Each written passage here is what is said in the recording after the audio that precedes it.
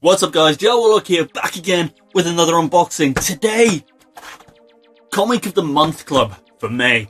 We got this last month and it had Spawn in, so that just made me ridiculously happy because I'm a huge Spawn fan. This is a small US company, but they now ship to the UK and it's $19.99 and you get 8-ish comics.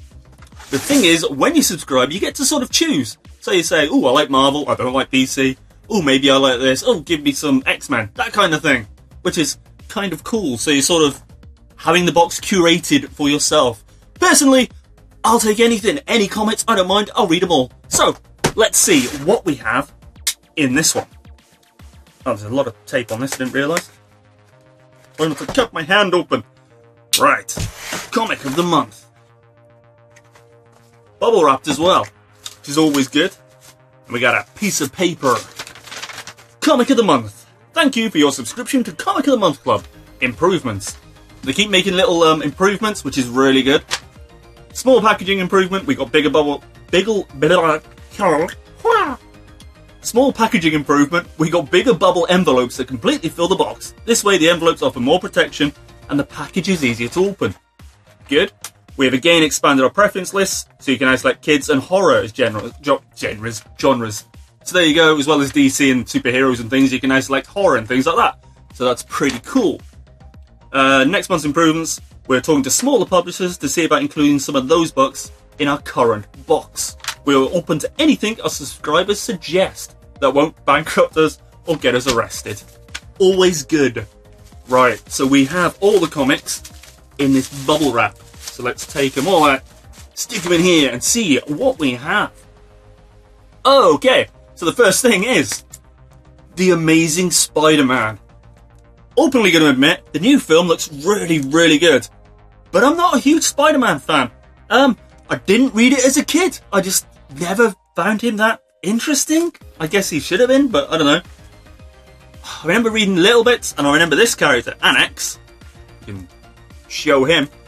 Or I remember a bit about him. He had like an exosuit or something like that. It was like an exosuit or something to do with his body. It was cybernetic. He could control his strength and his intelligence and his speed or something like that. Imagine Bane without the venom juice, basically. So yeah, but I've never, I don't think, read this version. So this could be interesting. Next, Superman 700, flying away with Lois Lane. Yeah, you see, DC have recently rebooted Superman, so I have no clue where we are in that universe anymore. Superman 700, not a clue. Haven't read Superman in years. My mum collected Superman from when she was a kid, and she had hundreds of them. Then someone stole them and sold them off, so that was fun. But yeah, Superman 700. And in the background, I think there's like Supergirl or something. Somewhere down here. Ah, interesting. Oh, I've just realised. There's even Superdog. That was a random addition to the family. We have another Superman, looking exceptionally patriotic with his American flag. Yeah, Superman, the symbol of America.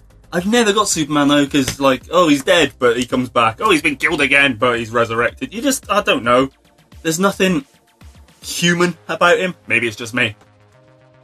This is cool. Marvel Zombies Returns. Marvel did a series called Marvel Zombies. It was like a 5-issue special. Really successful. And it was about superheroes in an alternate world where they got infected with a virus. Because, don't they all? And they turn into zombies. Kind of cool. This is the sequel, which I think was another 5-issue set. So this looks very cool. And there's Wolverine, looking like the evil zombie that he is. Which is weird, because he'd be a dead zombie who could constantly regenerate his body. That's a creepy zombie. Very creepy. This is good. For all of you out there, when I mentioned Deadpool being in the XFactor and you're like, ha ha ha, isn't XFactor a TV show? XFactor. XFactor was an X-Men magazine, and I used to have this issue.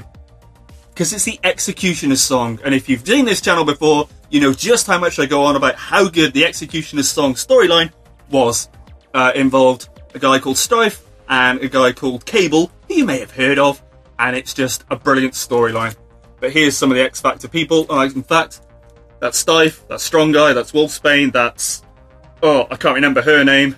There's Havoc, Quicksilver, and some other random person in the background. Such a cool storyline. I read this in 92, 93 in French. In French? Yeah, that's a word. In French, because I was living in France at the time. So that was pretty cool. I then had to get an English version because I didn't understand much French. But the pictures were nice. Oh, that's part 2. This is part 6 of the Executioner's song, which means I've now got to hunt out all the other issues just so I've got it again.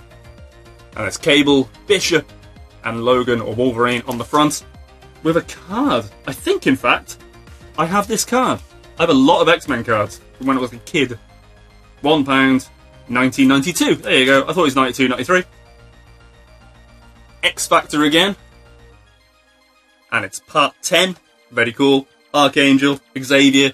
The plot revolves around Xavier and some stuff that happens. It's just good. Just get hold of it. You probably get the graphic novel. I don't know how much, but it's pretty decent.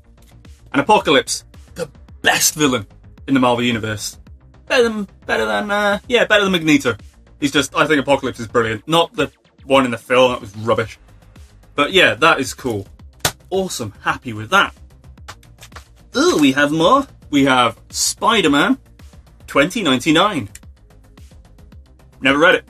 Don't know a thing about Spider-Man 2099, so you're going to have to let me know in the comments what this is about. Thanatos? I have no clue. Not a sniff. When is this from? 1993. Absolutely zero clue. One thing I should mention is all these comics are sealed in plastic wrappers with card backing, so if you're a collector, this is awesome. Throw it on the floor. I fear some new foe fight Spider-Man. Oh, it's the Vulture 2099. A very different Vulture. Of course, the Vulture will be the villain in the new Spider-Man film, played by Michael Keaton. And Michael Keaton is awesome. He was great as Batman. I'm sure he'll be great as the Vulture. Hopefully. Hopefully that film's good. Marvel don't go wrong, do they? Have they ever done a bad film? I can't think of a bad film. So yeah, that's very cool. So okay.